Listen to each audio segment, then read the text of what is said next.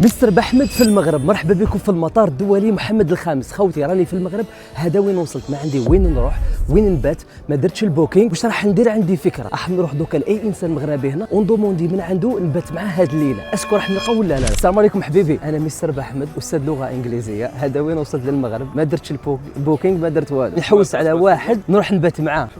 الله ينورك، ربي يحفظك حبيبي. عايش نصورك، ربي يحفظك خويا العزيز. انا من الجزائر، الجيرس.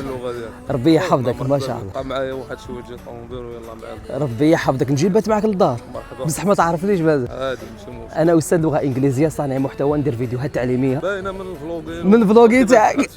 ربي يحفظك. خوتي نسيت نقول له حاجه، بالبركه عليكم كاس العرب صافي بليزير، المغرب داتها. مبروك علينا كاملين، احنا الحمد كاملين لله. شعب واحد شمال افريقيا، كنمثلوا تقريبا شعب واحد، نفس اللغه نفس الثقافه. وعليكم بسم الله ما شاء الله. حبيبي وشنو هذا؟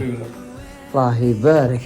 انا قلت له دارو، هو مدلي اوتيل كومبلي. ربي يحفظك ان شاء الله حبيبي الغالي، كتر خيرك. نمشيو نصلوا الجمعه والله يا خوتي كتر خير، وقف معايا على بالي بلي الدار راهي كومبلي، قال لي امبوسيبل نخليك تبات برا. شوف مدلي زوج. خوتي كتر خيركم، بارك الله فيكم ناس المغرب، شكرا على الكرم، على الضيافه، على كلش. رانا عندكم في المغرب وانا راني نعيش هذه التجربه، ما بقى لي غير نقول اللهم ادم المحبه بين المسلمين وبارك اللهم فيها واجعلها دائمه لا تزول.